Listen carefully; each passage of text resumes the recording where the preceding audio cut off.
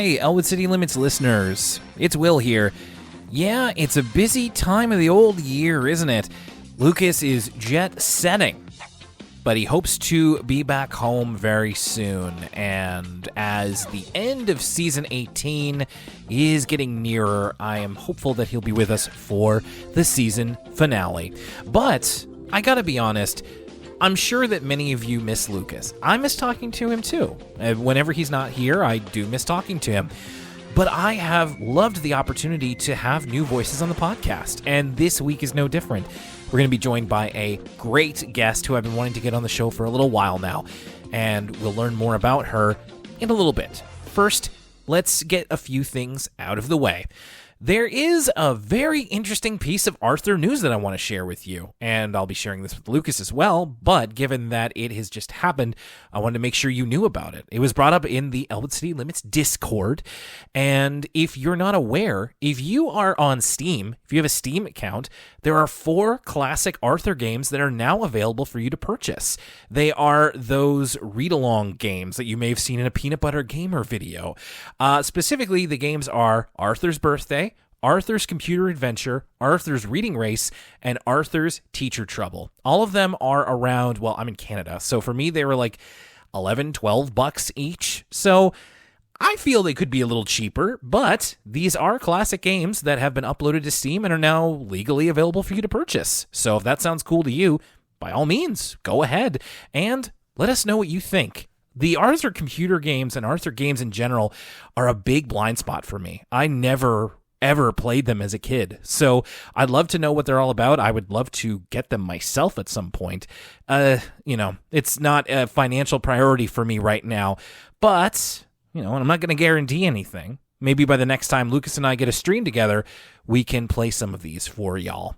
But they're available for you to try out right now, and I thought I'd let you know about that. Let's go on over to the Patreon shoutouts. Of course, patreon.com/ElwoodCityLimits is where you can sign up for as little as $1 a month and get access to all of our bonus content. Our latest bonus podcast is an episode of For the Kids, a PBS Kids podcast, talking about Angelina Ballerina.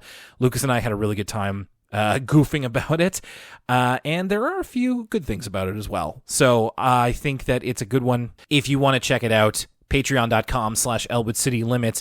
I will also say that at the beginning of November, we're going to have another episode of For the Kids, PBS Kids podcast, as Lucas and I talk about Let's Go Luna.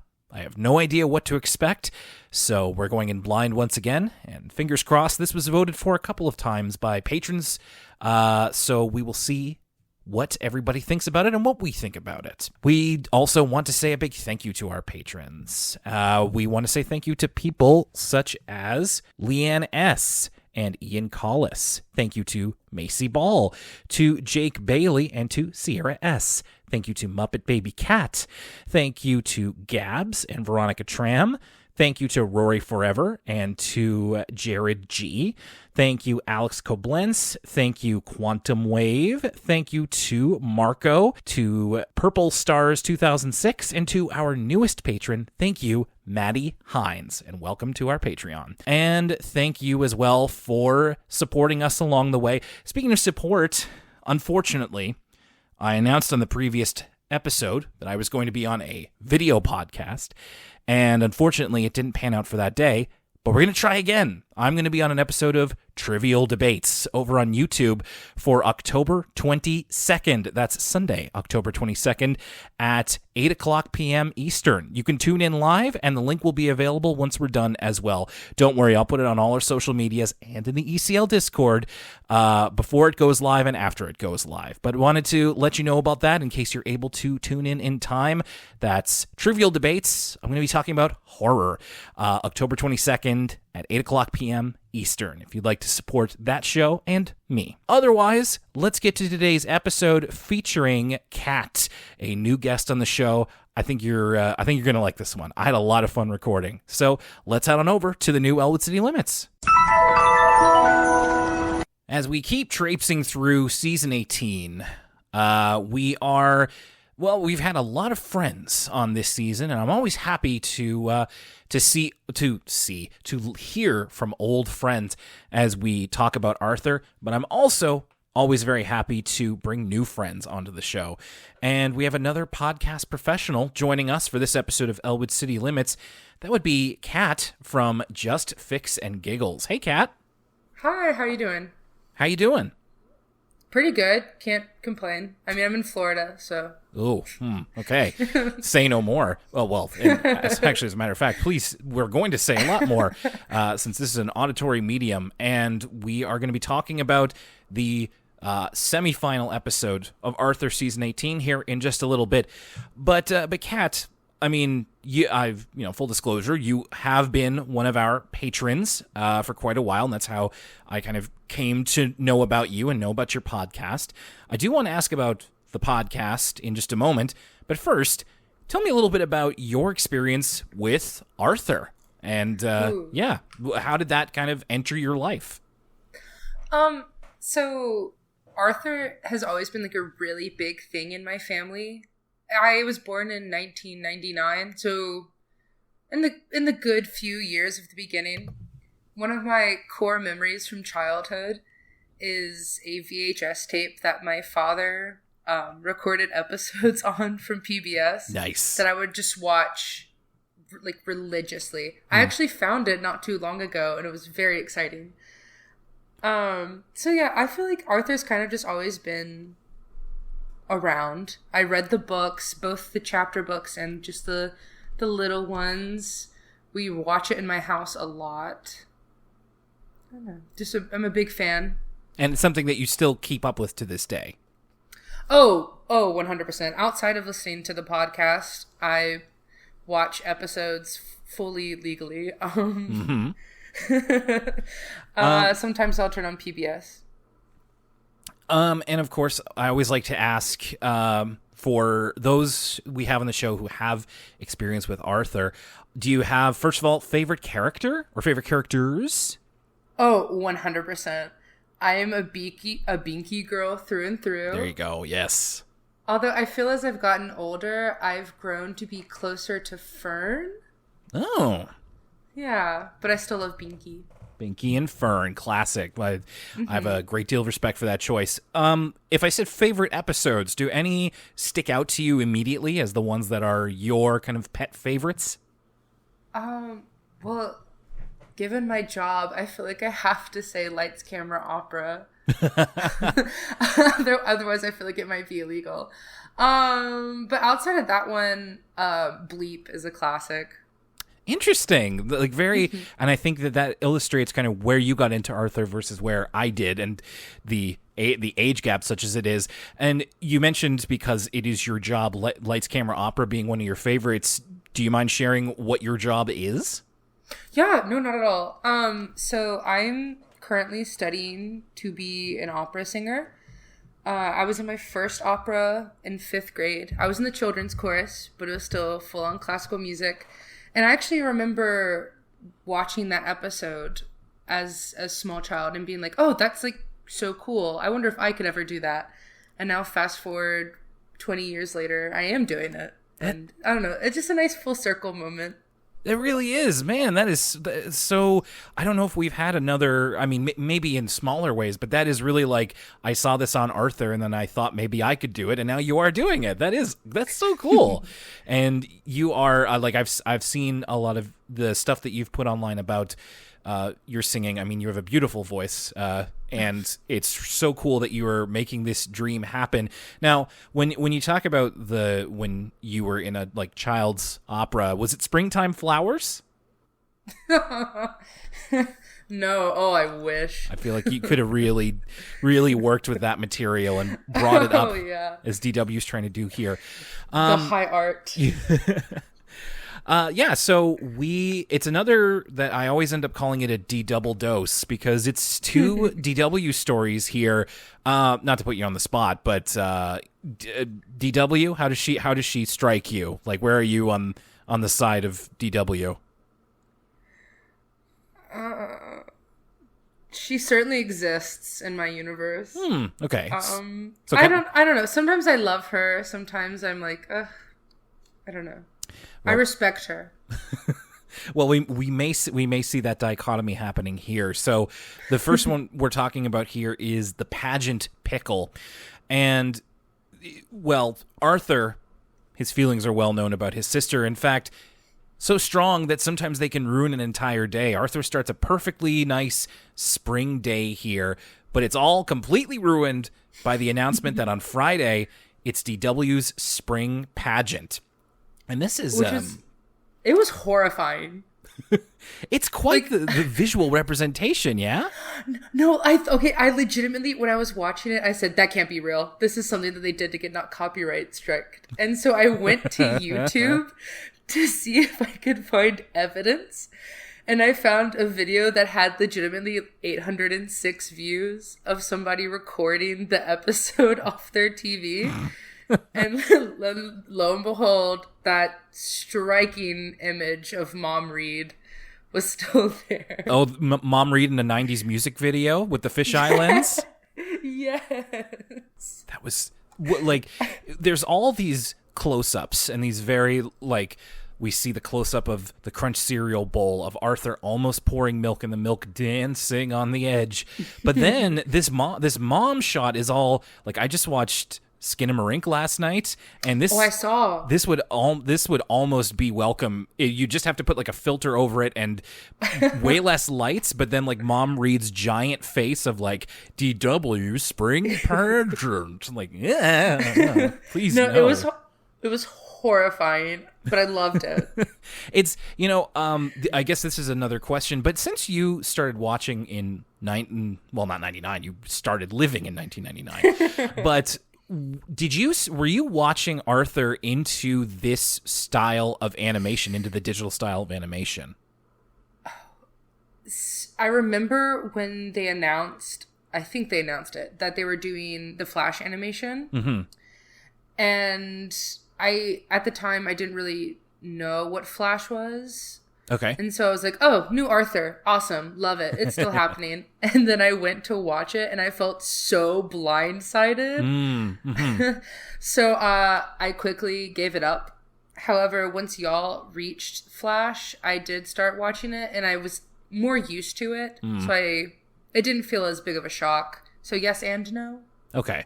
That's interesting. I definitely have, I feel like if those of us who watch cartoons when we were little, we all had that one show where from one season to another, they went to a different animation style. And then you're just like, well, this is different now. For me, it was, the second season of Metabots. Like they went to, I don't even, that's hey kids, ask your uncle about Metabots. But it was completely different for the second season. I'm like, are these different characters? Like it was the same characters, but it was in a completely different design style. And then I just fell off it because I'm just like, this doesn't feel the same anymore. So yeah. there is that risk that you run with younger kids who don't understand like, oh, it's the same show but a different animation style. Where it's just like, this is different. I don't like it anymore. Yeah. I fear I fell into that even though I was like 15. Arthur is very upset that he has to go to this pageant that, as I mentioned before, is called Springtime Flowers. It's not even that it's like, offensive. It's just, it's boring and, as I put it, mildly awful. Like, it's just a child's pageant. In fact, you're likely to see this in animated shows with like, oh, the dad has to go to the pageant, not the brother does. And Arthur is upset because this is apparently going to take place at the same time as the first Muffy's pool party of the season, because spring is on its way out and they're getting ready to have a summer full of pool parties. So Arthur won't be able to go to this. And he's very upset. Again, it's the age-old Arthur concern of like he always has to do things that DW approves. I'm on Arthur's side here for a few reasons, though. Sure. One, we love a good pool party. Mm-hmm. But two, they've done this show before.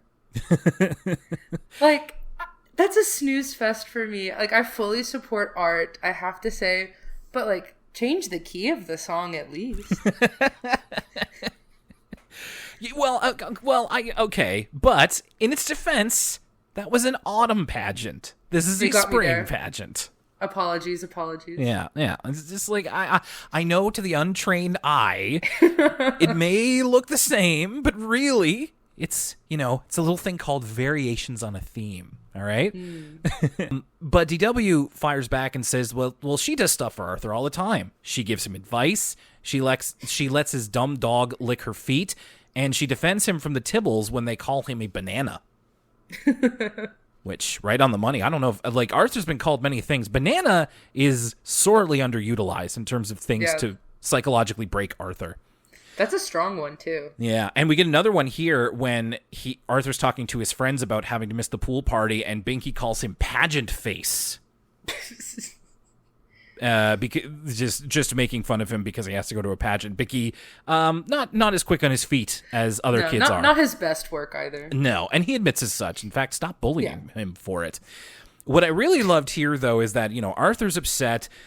Francine gives him the advice to count the ceiling tiles, to which Arthur's like 487 or however much it is. He already knows. He was quick to that answer. He really was. Like, that's something you don't forget. But we also see this from DW's point of view. And like Springtime Flowers, again, it's very much like, I don't even remember what the lyrics are, but it's just like, the leaf falls to the ground and then sprouts up to become a tree. Like atonal, like really glass. Yeah, really lacking choreography here. I think we need some new direction going on with this. Mm-hmm. And DW's in the middle of this, and she says, Arthur was right. This really is boring. Which it's a win for her. Yeah, I really appreciated that. They're just like, actually, yeah, we can just call a spade here. She tries, but as somebody who has experience in productions, I imagine that you've probably seen some variant before of the talent being like, I've got a great idea that will make this show even better. Oh, yeah. But I will say that made me wish that in the finale, like the series finale, that DW would have done something with directing. Because honestly, I liked it. When you think about it, I feel like she'd be a good director. I mean, you never know. She could be doing community theater. That's also true. On her off time from the precinct. And DW, one of her suggestions is incorporating a spider to liven things up. She even says, "Come on, people, this is good." She must be a nightmare to direct. There was an excellent part when they're at the dinner table and DW is admitting to her family that like it's not very good. She says, "It's not my fault everyone wants the pageant to be boring." And Arthur literally gets up and does the, "I think you should leave, oh my God, he admitted it" gif. And I laughed and I laughed. It was like he says, "Oh my," I'm sorry, this is so dumb. But it's just like, he says, "See, she admits it." Just like, oh my God, she admitted it. My wife and I say that to each other all the time, and it cracks me up every time. Justice for Arthur. I mean, he's making his case here, and it's just falling on deaf ears. They're going no matter what, even though apparently this is a legacy performance here because Dad Reed did a version of Springtime Flowers when he was little, and he thought that it was bad then too. And Mom Reed saying, "Shut it, shut it, shut it." Just making the Joey Gladstone cut it out. And Dad excuses himself. So DW's mission here is to fix the pageant to make it less boring. But Arthur's a bit suspicious of what exactly this is going to mean. What this is going to mean for him as an audience member. So he keeps trying to spy on her in order to get more details. We do find out that there's going to be some kind of poetry performance involved, but what that is, I'm not entirely sure. We even get rid of the conflict for Arthur at one point. Muffy says that her pool party is going to take place after the pageant so that Arthur can go. So the conflict that Arthur was upset about is gone, but now he's in too deep. He's still going to the pageant, and it's just like, well, what's going to happen here? Like, he feels something is going to be happening, potentially even at his expense. He says, "I'm not wanting any setups." So the thing that DW decides to do, and there seems to be a little bit of room for freedom here, because we do see the Tibbles have their own idea for how to make Springtime Flowers better by doing a mime act. I was shocked. It's like, what commitment to character, and especially from these two, to when did they find the time and the attention to appreciate the craft of mime? I know. It's like they watched a Shields and Yarnell special or something, which is a deep cut, I must admit. That's okay. I really hope somebody out there gets it. And prayed for that. I'll let you know if somebody does. It's a good visual gag of like the Tibbles being mimes, but they commit to it after the show, and so it seems to be like, I think they've had a special interest here, which I mean, I support it. Sure, and it could lead to. There was an earlier episode where we saw that a potential future for the Tibbles after they grow up is that they become like artists in a similar kind of French vein, like they have the berets on and everything. So oh yeah, there seems to be some kind of French. Like I don't think Tibble is a French name, is it? Is Tibble an actual name? Now that I think about it, it's just a good bully name, but is it possible Tibble is a data frame? It is a modern take on data frames. Okay, it's okay. a computer thing. Yeah, Tibbles. They're having people named Tibble. The Tibble twins have their own Wikipedia page.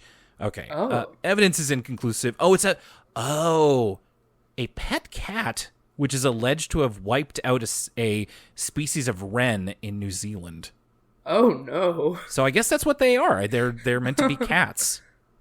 Oh, yeah, I guess so. I always thought they were bears because of the rounded ears, but me too. Yeah. Anyway, they've got their own thing going on. And DW's thing is she is going to read a 2-person poem that she's prepared for the pageant, but then before intermission, she whispers to Miss Morgan and says she's not going to do it anymore. And then Arthur's like, "Awesome, I'm free." And Francine. Also, how long is the show if there's an intermission? That's a really good question.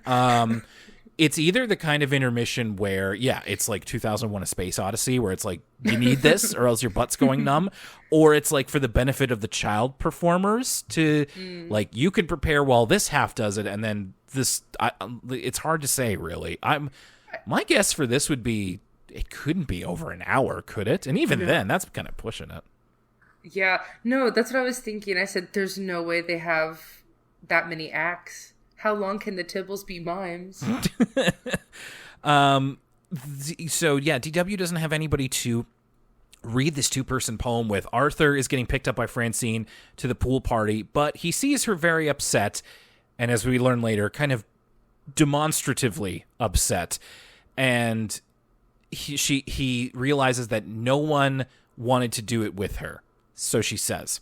So Arthur graciously... And I liked this moment for what it is, even though it ends up being a goof on him later. That he was the good older brother and agreed to do the poem with her. It's a poem called "My Best Friend," which I looked it up. I don't think it's an actual poem. I thought maybe for a minute it might be like a Jack Proletsky or something, but it seems to be original, and it involves Arthur acting like a chimpanzee, and DW gives him the direction like it's bigger, of just kind of, he does the ooh, ooh, ah, ah, ee, and then eventually he gets so big that he's doing the actions and he's kind of going off script a little bit. I know. What's more, Francine calls all of Arthur's friends to see the poem being read out, and so they see him acting like a chimpanzee.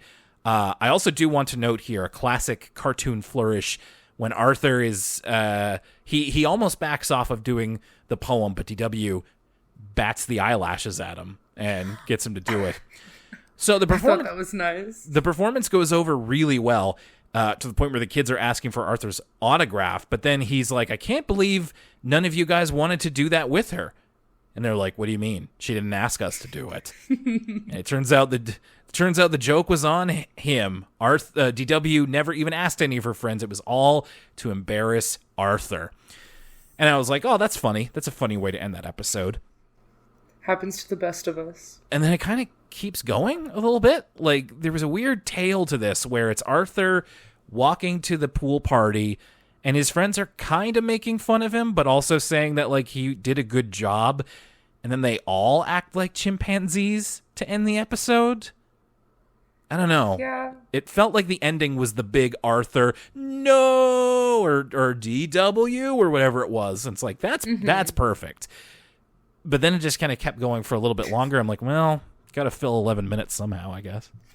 True. Did you notice that Francine's shoes kept changing colors? No, I didn't. I wasn't focusing on it. From what to what? Do you remember? Yes. So when it started, she was in yellow. I have the pinpoints written down. Nice. In the school, they were yellow. And then when they go, I noticed that when they went outside of the school, so during the autograph session, they were green. And then when they walked again, they were yellow. And then at the end, they were green again. This is why I always appreciate the collaborative nature of Elwood City Limits, because like I'm not that observant at the best of times. So sometimes be they co-hosts or be they listeners of the show or both in this case, can find stuff that myself or Lucas totally missed. I wasn't even looking at Francine's shoes. Yeah, I don't know why I did. Just caught your eye in between those shots, I guess. I suppose so. And now a word from us kids.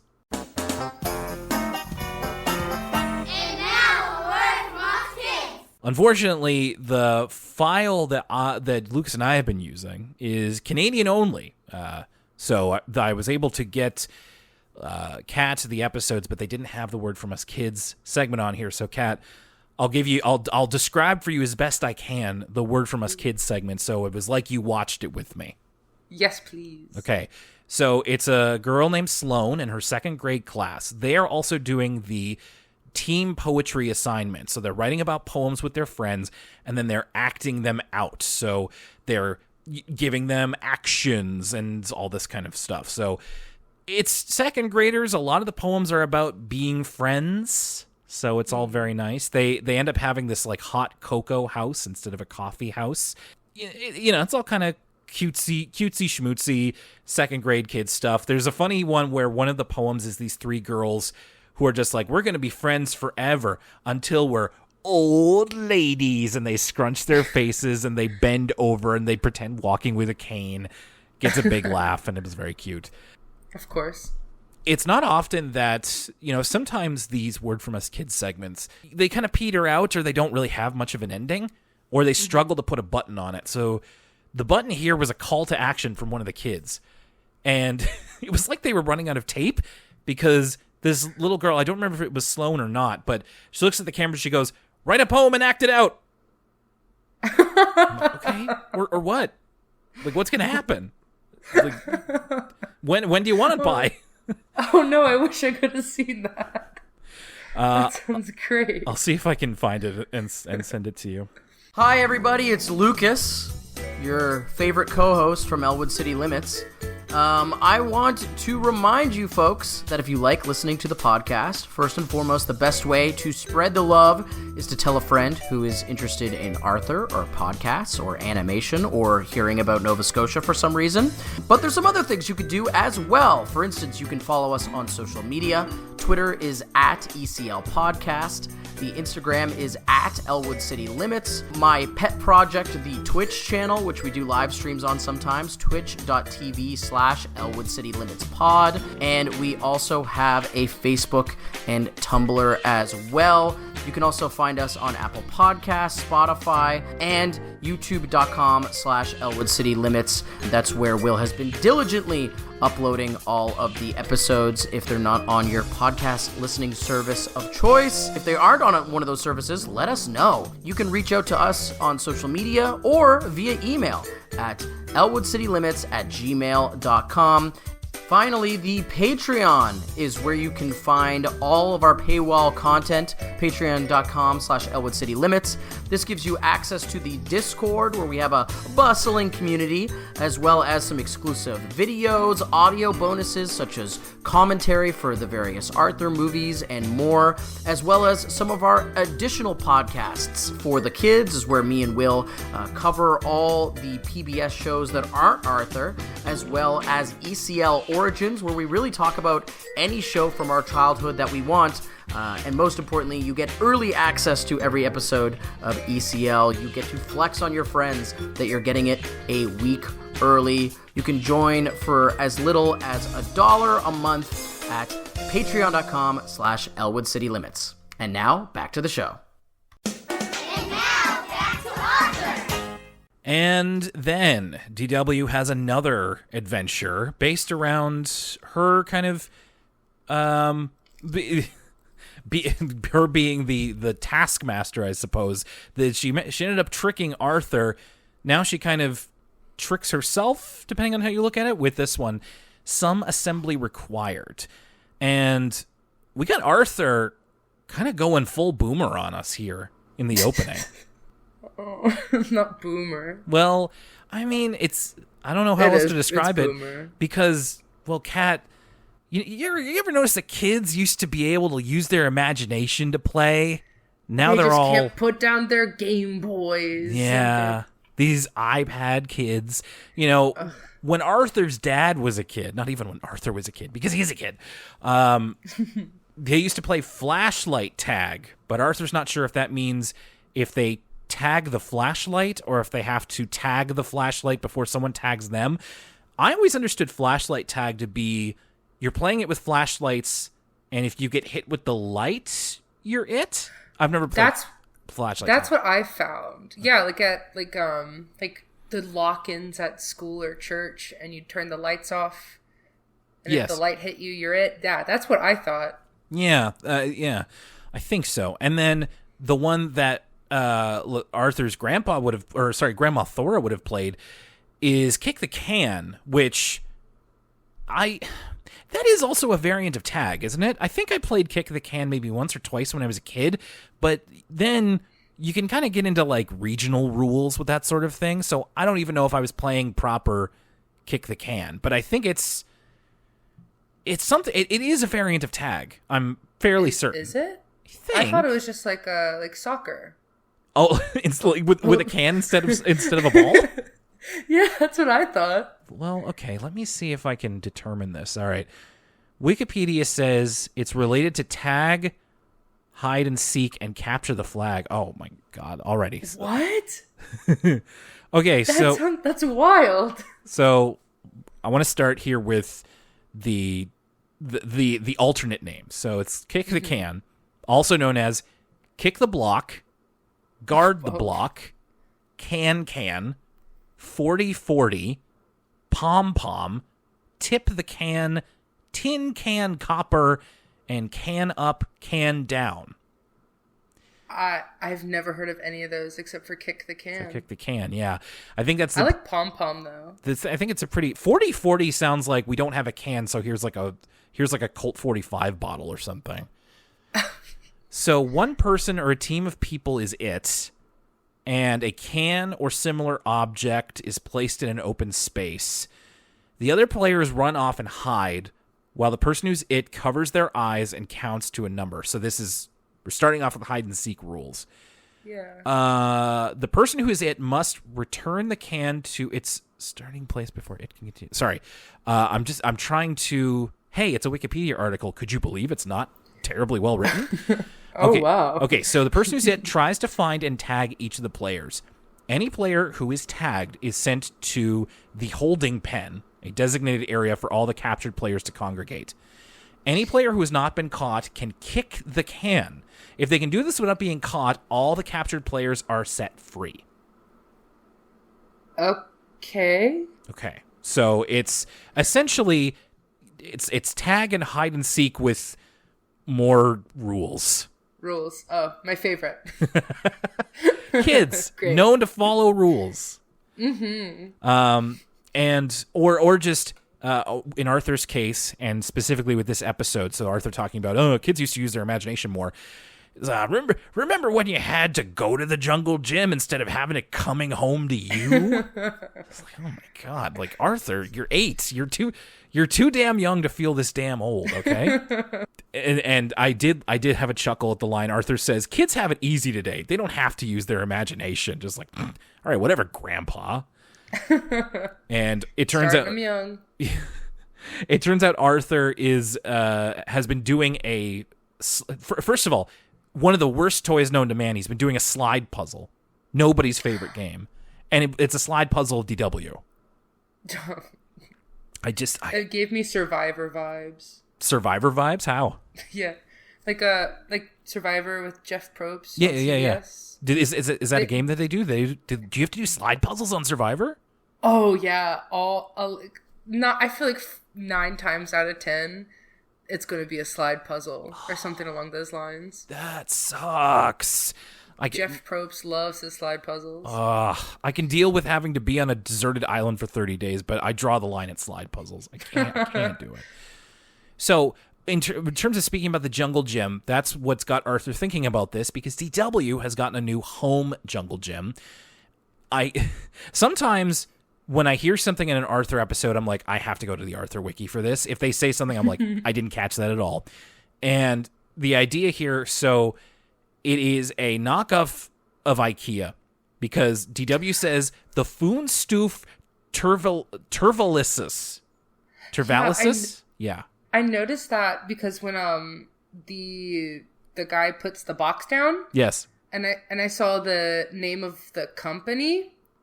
I said, "Oh, there's umlauts. Is it German?" And then I tried to translate it, and it did not translate into anything. Yeah. So I heard Foonstoof, and I'm like, all right, what does Foonstoof mean? It's like, well, it's fun stuff with umlauts, because turvallisuus, and excuse me for the pronunciation, I don't remember what it was from the episode. It is a Finnish word for safety. Fun stuff, safety. Thank you to the Arthur Wiki for doing that work. So, Mom and Dad, because it's Schmikea, essentially, they have to construct it out of instructions. I have not. Okay, so we had an IKEA coffee table, but I'm pretty sure my father-in-law put it together. So, aside from, Lego, I haven't really had to put together IKEA furniture yet myself. Knock on wood. I've yet to do it either. I almost did, and then I managed to get out of it, and I'm quite proud. Although I say that, I did assemble this computer chair that I'm sitting in, but that's not exactly IKEA. I mean, famous last words, how hard could it be? I know the joke is that, I'm holding it all kinds of ways, the instruction manual. I can't read this. They even do it here. You're holding it upside down. But I mean, it's meant to be legible. It's meant to be understood beyond language even. So how hard could it be? Pictures? Huh? Isn't it just pictures? I think so. Yeah, I think it's mostly pictures. I mean, that's what Lego does too. And yeah, those are pretty easy to figure out, I got to be honest with you. So next time I get an IKEA piece of furniture, maybe I'll try and put it together myself, and then I'll do an ECL presents IKEA furniture. Yeah, that's. I'll have to really make use of the time lapse function there. So they are going to be spending some time putting this together. DW wants it right now. Now and Kat, I imagine if you're on the fence about DW, this isn't exactly an episode to get you over to mine and Lucas's side of pro DW. I'm treading the waters. But she's very insistent, I want it to be done now. And it can't. They have to construct it. So her and Emily and Bud discover the empty box that the jungle gym came in. I really thought I was going to be safe from Bud. I was hoping he wouldn't be appearing in this episode. So I know that Bud has become a little bit of a topic, especially for our guests, because a lot of our guests have been here before the switch in animation styles, and it's getting their opinion on it, but it's also getting their opinion on the new characters. So LaDonna and Bud. But I suppose you probably have a little bit of previous experience, and if you've been following along with the podcast as well, yes. He continues to come up, and I don't mean to keep making him a topic, but yeah, this is we get quite a bit of Bud here, and I did ask you about DW. So LaDonna and Bud, how did they strike you? I remember, because I think, wasn't the first episode of the new animation their introductory episode? Yes, it was. Yeah. Okay, so yeah, I did watch that when it came out. So I think part of it was, again, the new animation style. Yeah. Threw me off. And then 2 new people, I was like, oh, this doesn't sit well with me. And it's also like the first episode with LaDonna is about how she's like a liar. And it's like, oh, bad start. Yeah. Just watching someone fib for like 11 minutes. Thank you for using the word fib. I don't hear that. Oh, yeah. I don't hear that enough. I love fibbing. Not like the action, but the word. The word. So DW, Emily, and Bud, they have the empty box here. DW is a bit standoffish about the empty box. Emily and Bud are immediately thinking of possibilities. But DW says, you know what happens with boxes? You fall in love with them, and then they get recycled. It's been a long, long time since I've seen a box that could contain me. So I don't know. I don't think I was much of a box player as a kid. Like I never made stuff out of boxes. I think I always wished that I had more boxes so I could imagine with it like the cartoon characters did. But we were a pretty box light house. I used them a lot for the pets that I had. Like growing up, I had rabbits, and now I have a guinea pig. Aw. So I'll make like little like houses for them to walk through, but definitely nothing my size. What's your guinea pig's name? Charlie. Aw, that's a good name. Especially he's a good boy for a guinea pig. DW does go along with them into what is essentially an episode-long imagination sequence. First, their main imagination is that they are moon settlers, but this was Bud's idea. Emily's doesn't want there to be scary monsters, and she also wants a spinning wheel. So, the two big things. Yeah, it takes all kinds of kids. This crazy world of ours. So, and DW is the captain. So they go to the moon, specifically moon settlers. I was like, a little colonialist, but all right, well, they're just kids. And they encounter a giant moon hamster, which is this many feet tall, purple, slobbering creature that gets in their way, but it's actually just Pal. So DW throws a ball to distract Pal. In the last couple of episodes, we've seen the return of cute Pal, which is the Pal that doesn't talk. And this actually made me sad. DW threw the ball, and then the kids ran away because they're pretending Pal is the hamster. Pal goes and gets the ball, and he comes back, but then nobody's there, and so he looks so sad. Yeah. I'll play with Justice you, Pal. No. I'd throw the ball. Click like if you throw the ball. As they go further into this kind of fantasy, they imagine that Arthur is a robot, which was an interesting reuse of an earlier design. I had to go back and make sure I had the right episode. So in the season 3 episode, I'd rather read it myself when DW imagines, when she's telling the story to the Tibbles, and Arthur is the robot. I forget what his name is. I remember Bus Strantor, but I don't remember what Arthur's robot name was. But this is the same design from that story, so DW still has this in her mind. And Arthur is not directly helping with the jungle gym. He's like bringing out lemonade, and he's also bringing out cupcakes. And so the plate of cupcakes he has, they imagine it to be, or DW imagines it to be, a plate of super zolumium crystals, which are apparently edible because Bud really wants those cupcakes. In fact, he really wants them so much, he gets like the Looney Tunes Disney crazy eyes. You ever watch one of those old cartoons and like Donald Duck really wants like a turkey or a ham or something, and then his eyes kind of flash yellow and red? Yes, I love it. I'm obsessed with it. It was a really interesting flourish, like not something you would expect from modern animation. And he does eat one of the crystals, but it gives him severe arthritis. And I loved this too. Oh, you did? Not him getting sick, but the animation. Right. So it reminded me of Chowder. So what happened with the animation? And I, as someone who never watched Chowder, can you explain the connection? Yeah. So with Chowder, one thing that they consistently did for clothes is when the characters would walk, if there was a pattern on the clothes or a design, it would like how do I put this? It's as if it had like a long strip of it, so the design wouldn't stay still, it would keep moving as well. Okay. Did I explain that well? And so it just, even though it wasn't exactly like that, it was just like the moving of different patterns through Bud's like face was just in a similar vein. I thought it was very cool. Okay, yeah. And it seems to be going through all these different like patterns and swatches. They almost look like the kind of wallpapers you can get on like a Windows computer or something. And Or like when Randall gets hit with the baseball bat in Monsters, Inc. yeah, okay. Yeah, severe arthritis, which means he says stuff like, I like Bionic Bunny in his inimitable way. That was great. Thank you. So they continue on with this little imagination thing as Bud's in a bit of trouble. They have to get him back to the spaceship and relieve his arthritis.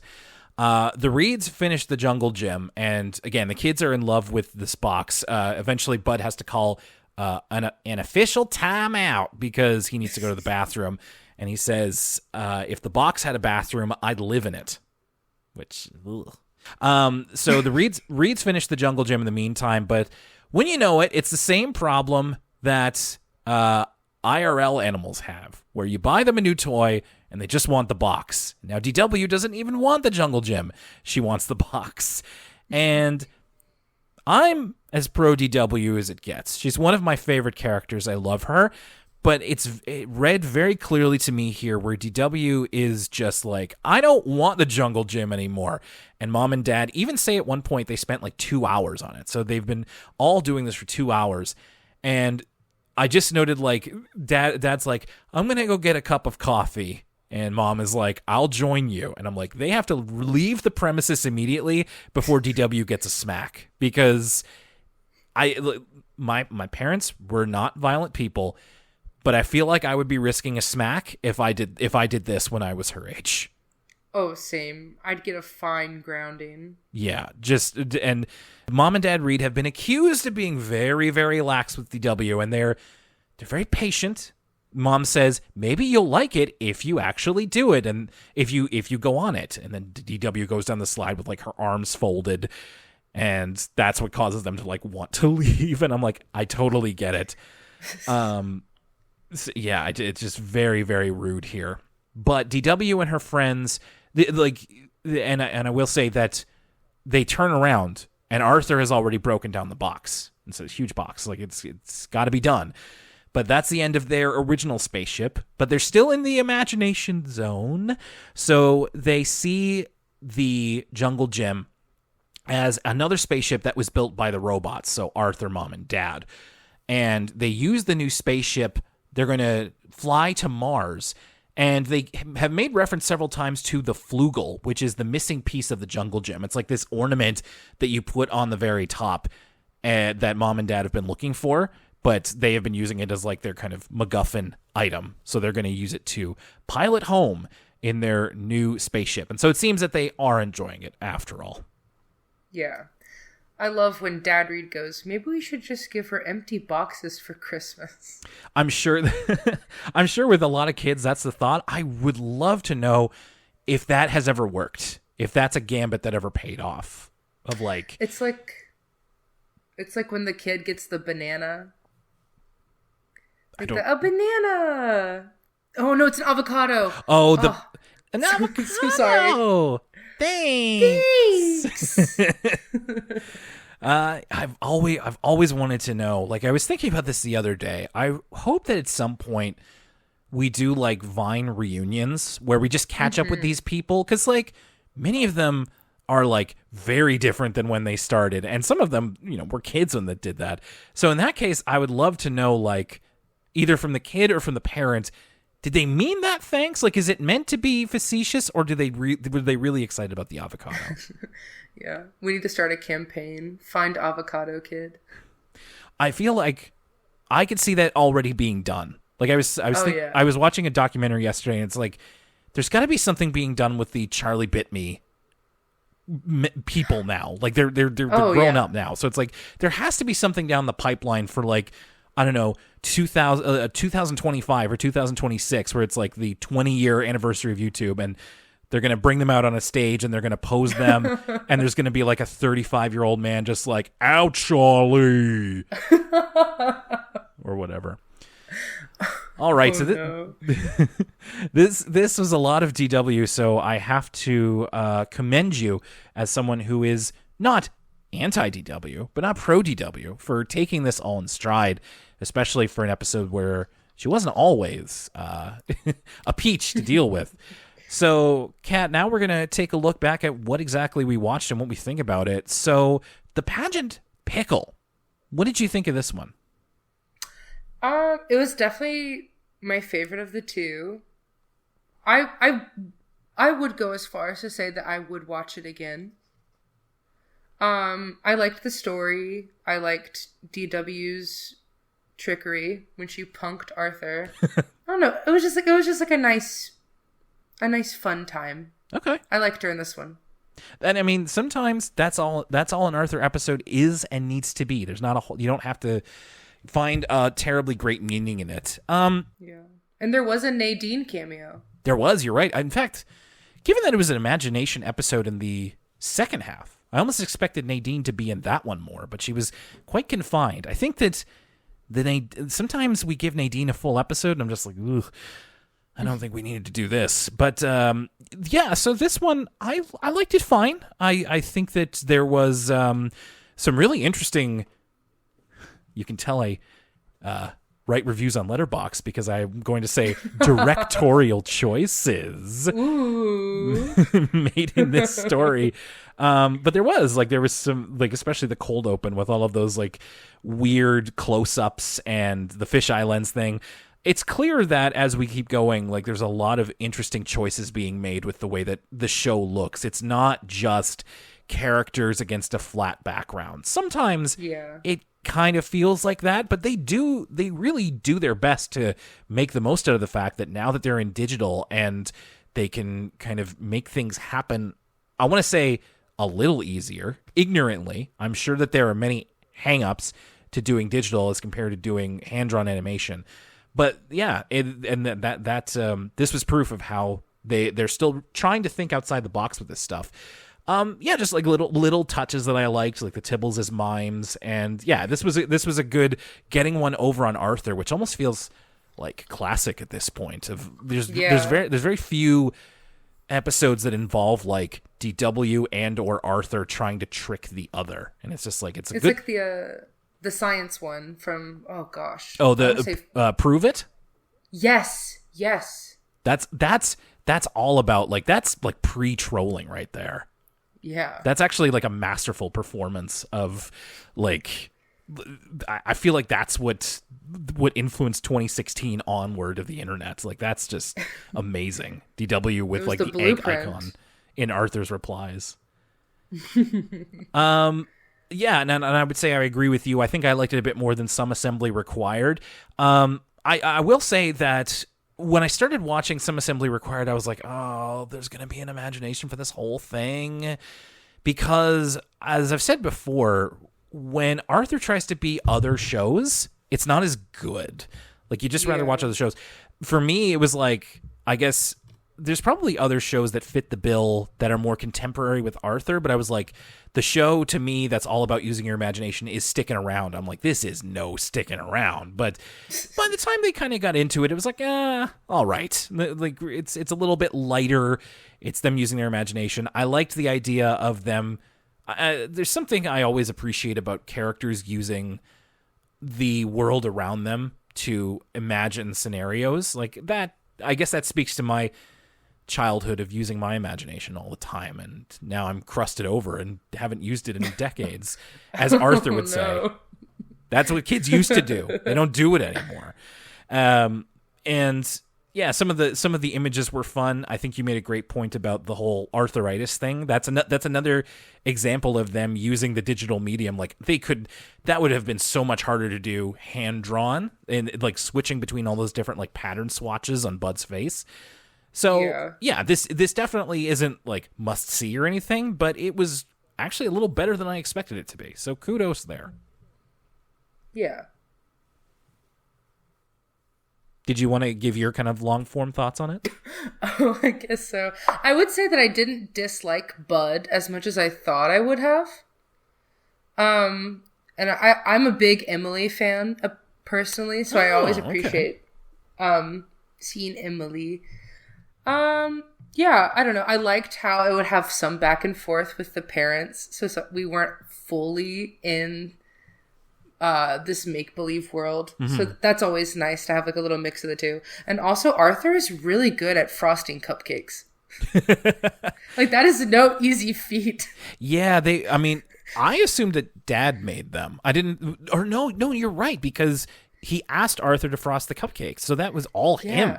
Damn. Yeah, like tears have been shed by me trying to do that before. So seeing a 9-year-old one-up me was very hurtful. But yeah. I want to follow up with a couple of things. So you did bring up Bud, and he wasn't as annoying here as you were thinking that he might be. What does he specifically do that annoys you if it was absent from here?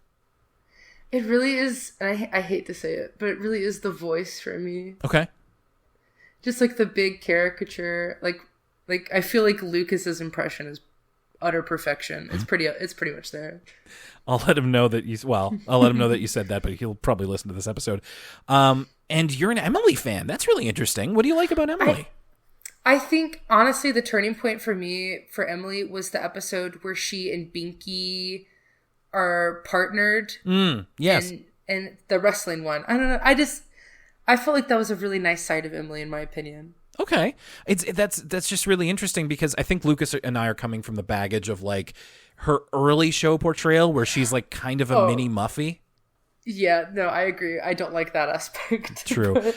But that also, some of that came with Marie-Hélène, so it was just like, all right. You can come in for that. Okay, so that brings us to the end of this episode of Elwood City Limits. Kat, I mentioned at the beginning that I was going to bring this up, and I meant to earlier, I swear, but better late than never. You have your own podcast as well, and I've listened to it. It's very funny. You and your co-host have a great rapport with each other. But could you please explain your podcast, Just for Fics and Giggles? What's it all about? Yeah, so it's a recently new podcast. It's me and my best friend Gustav, who lives in Canada. So that's fun. Oh, he's in Canada.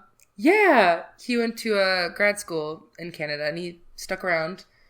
So basically, each episode, one of us brings in fan fictions from a different show or movie, and we force the other person to read it. And it's been a really fun time. What have been some of the, like, give the people out there a little preview of some of the topics? Like, for example, the one that you did your most recent episode of, I was like, okay, I gotta listen to this.